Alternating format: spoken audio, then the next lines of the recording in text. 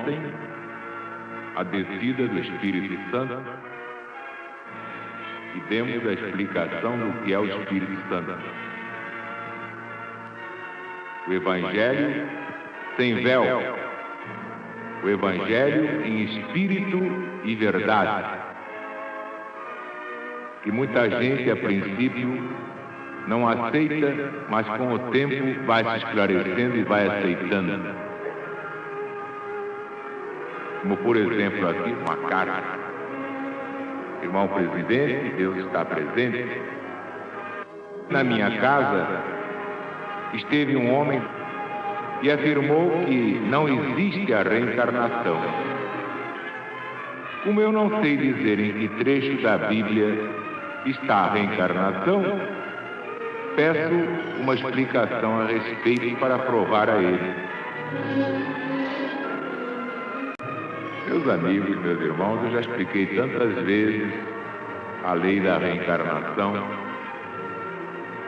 que muita gente pensava que a reencarnação era propriedade do Espiritismo. E quem inventou a reencarnação foi o Espiritismo. O Espiritismo tem 100 anos de idade. O Espiritismo é de ontem, como codificação. Reencarnação é uma lei divina, mais velha do que o próprio homem. Já existia antes de existir o planeta Terra. Por isso mesmo o próprio Jesus reencarnou muitas vezes, mas não nesse mundo, em mundo muito mais adiantado, em outros mundos adiantados. Onde está a reencarnação? Quem tiver olhos de ver, quem não tiver catarata mental ou espiritual nos olhos, vê a reencarnação em toda a Bíblia. Só não vê quem ainda está com areia nos olhos. Mas principalmente na parte do Novo Testamento, na parte já de Jesus diretamente, quando ele fala com Nicodemo: é necessário nascer de novo para ver o reino de Deus, nascer muitas vezes de novo. Então ele perguntou: mas como é que pode uma pessoa já sendo velha nascer de novo? Pode entrar de novo no ventre materno? Não entendeu, porque ele achou que nós tínhamos uma vida só. Como é que pode nascer de novo? Mas claro, depois que usou aquele corpo, morreu, toma outro e vai evoluir até chegar à perfeição. Por isso é que há pessoas inteligentes e pessoas burrinhas. As pessoas que não reencarnaram muitas vezes custam entender tudo. São pessoas, como se diz, tapadas. Pessoas que andam de quatro. Que tudo é difícil a essas pessoas para entender. E outras entendem logo. Entendem logo.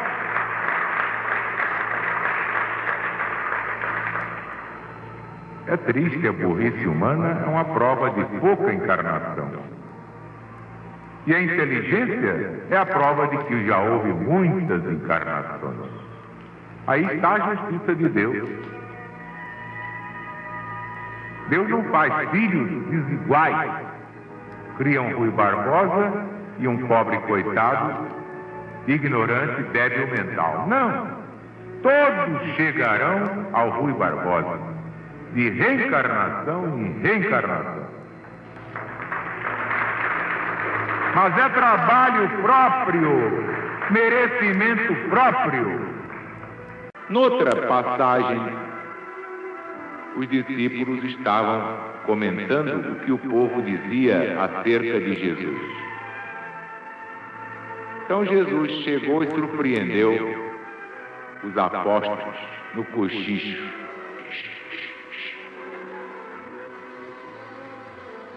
Então Jesus, com aquela sua dupla vista,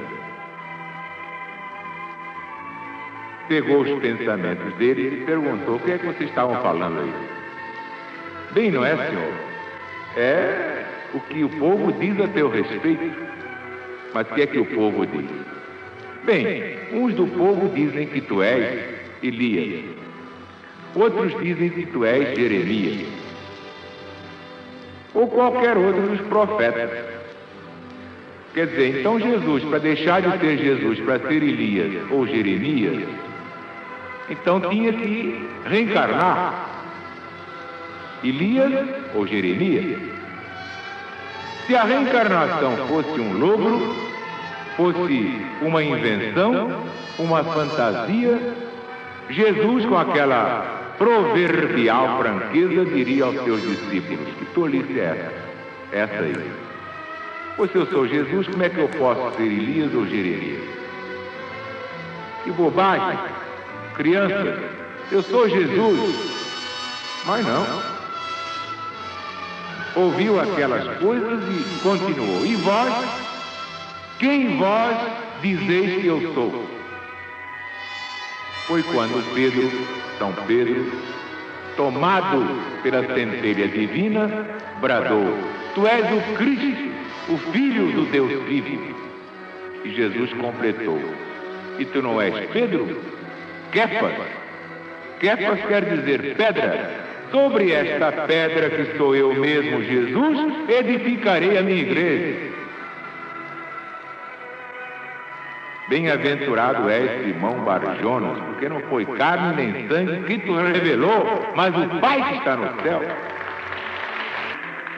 E outras passagens que, se eu fosse agora esmiuçar, não daria o capítulo de hoje dos Atos dos Apóstolos.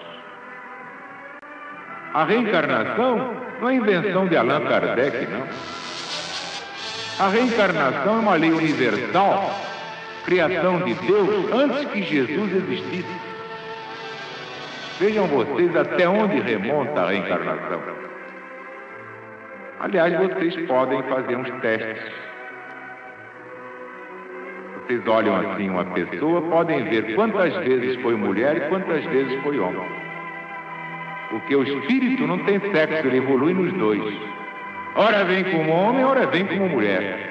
Se foi um homem conquistador, abusou das mulheres, vai voltar mulher e vai apanhar de mão em mão, até ficar quite. Outro dia um senhor aí me perguntou: mas então o homem pode depois voltar a mulher? Como é que não? Vai voltar a mulher, sim, senhor. Ué, reencarna para pagar o que fez errado. Se abusou das mulheres, vai voltar a mulher e vai levar peteleco. Vai encontrar também os seus galãs de esquina. Dentro da lei humana, tudo se arranja, mas dentro da lei divina não se arranja nada. É a lei, sim, sim, não, não, porque esta é que é a palavra de Deus. Espero assim ter satisfeito o pedido da nossa querida irmã.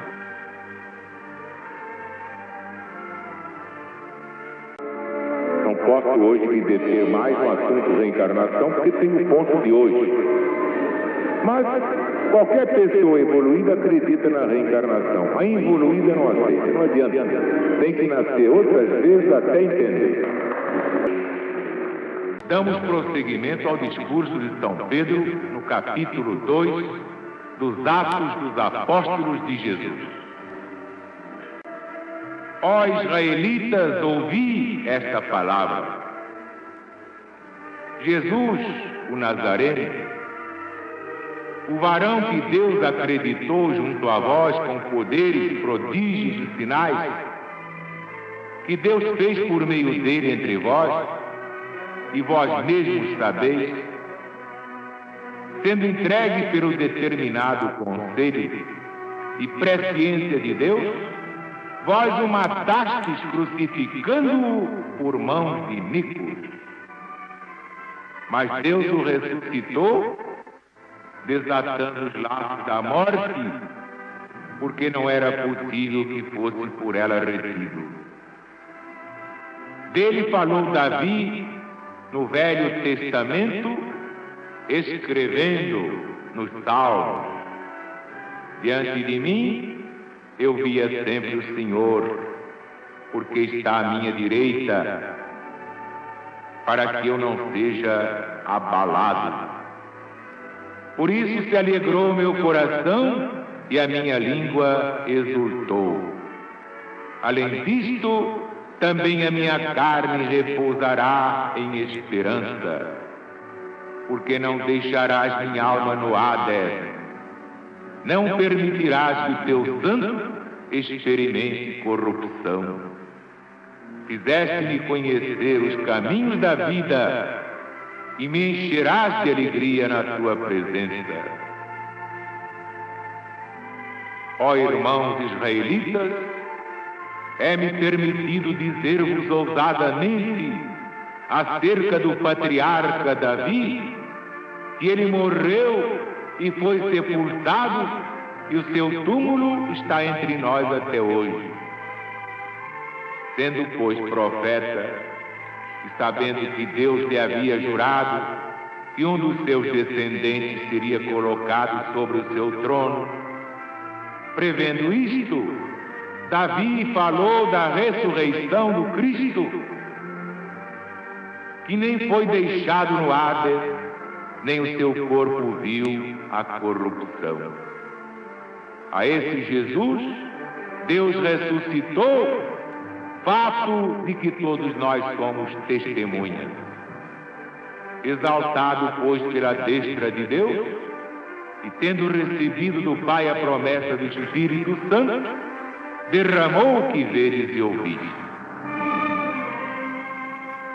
Ora, Davi não subiu ao céu, mas ele mesmo declara: disse o Senhor ao meu Senhor: senta-te à minha mão direita, até que eu ponha os teus inimigos debaixo dos teus pés. Fique, pois, certa toda a casa de Israel, de que esse Jesus que vós crucificastes, Deus o fez Senhor e Cristo planetário. Ouvindo eles estas coisas, compungiram-se no seu coração e perguntaram a São Pedro e aos demais apóstolos: que devemos fazer, irmãos? São Pedro respondeu: arrependei-vos e cada um de vós será batizado em nome de Jesus para a remissão de vossos pecados e depois recebereis o dom do Espírito Santo. Pois para vós é a promessa, e para vossos filhos, e para todos aqueles que estão longe, a todos quantos chamarem o Senhor nosso Deus. Com muitas outras palavras, São Pedro dava testemunho e os exortava, dizendo: salvai-vos desta geração perversa. Os que receberam o Evangelho foram batizados em nome do Cristo. Foram admitidas naquele dia quase 3.000 pessoas e perseveravam na doutrina dos apóstolos, na comunhão, no partir do pão, nas orações ao Senhor Deus. Em cada alma havia temor de Deus. Muitos prodígios e milagres eram feitos pelos apóstolos. Todos aqueles que criam estavam unidos e tinham tudo em comum, e vendiam as suas propriedades e bens e os repartiam por todos conforme a necessidade de cada um. Diariamente perseverando, unânimes no templo e partindo pão em casa, comiam com alegria e singeleza de coração, louvando a Deus e tendo a simpatia de todo o povo. Todos os dias, o Senhor lhes acrescentava as graças, aqueles que se iam salvando, se convertendo ao Evangelho de Deus.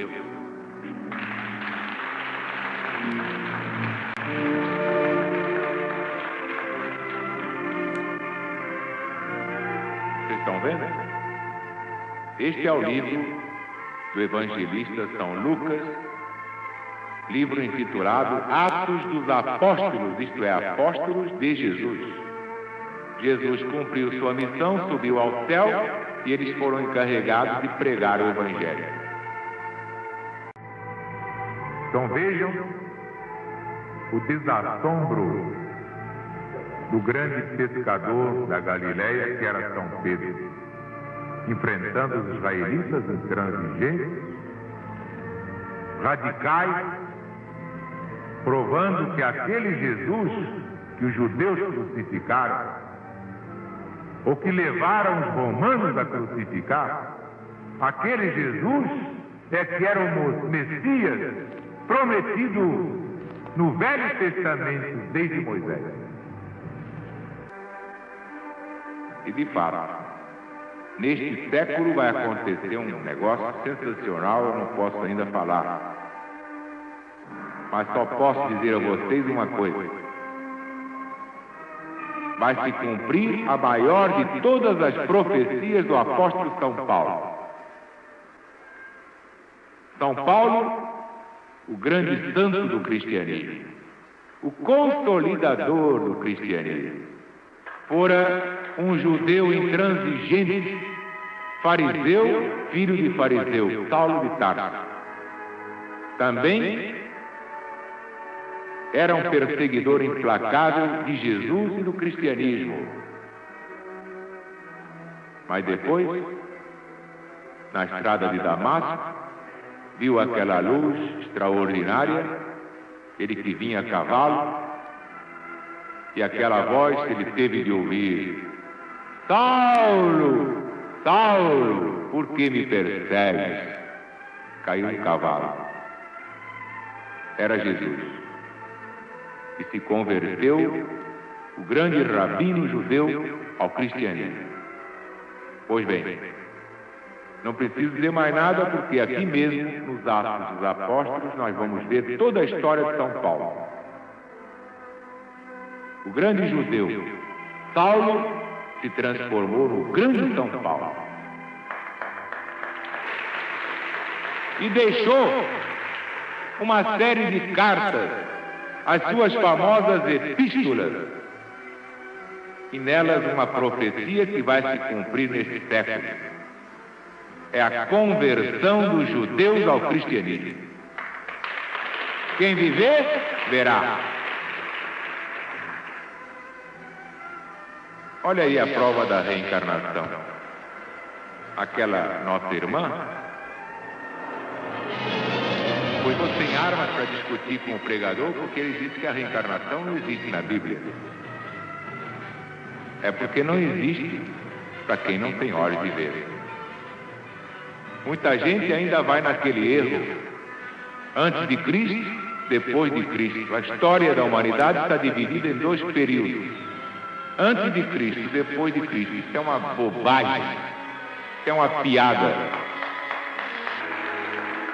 A história podia fazer assim: antes da vinda de Jesus, depois da vinda de Jesus. Porque parece que Jesus nasceu naquele período em que ele veio pessoalmente a nós. Não.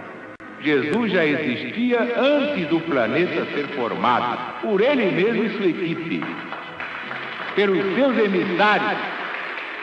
E é ele mesmo quem diz, que vocês sabem, na genealogia dada por Mateus logo no princípio do Evangelho, e na de Lucas também dá, Jesus nasceu filho de José da casa de Davi. Então parece que Jesus é descendente de Davi. Não, Davi é que é descendente de Jesus. Parece absurdo? Não. Tudo já estava preparado e profetizado no Velho Testamento. Então o próprio São Pedro aqui lembra a passagem em que Davi, o rei profeta, já falava do seu Senhor que viria a este mundo. E como fala? Assim: disse o Senhor ao meu Senhor: senta-te à minha mão direita, até que eu ponha os teus inimigos debaixo dos teus pés. Ora, se Davi é ascendente de Jesus, como é que ele pode chamar Senhor? Porque não era Jesus o descendente, sim o próprio Davi. Quer dizer, tomando a condição humana, Jesus escolheu a casa de Davi. E essa árvore genealógica humana para Jesus não tem nenhum valor. Que ele era o Verbo feito carne, o Deus feito homem, para a nossa salvação. Portanto, este versículo de Davi patenteia a reencarnação. Pois se Jesus nasceu na casa de Davi, devia ser mais moço que ele. Mas não. Como muitas vezes na própria vida de cada dia, vocês mesmos conhecem filhos que são mais inteligentes do que os pais. Por quê? Porque são espíritos mais velhos que seus pais. Então viva a LBV, viva o PBB, viva o Brasil e viva Jesus!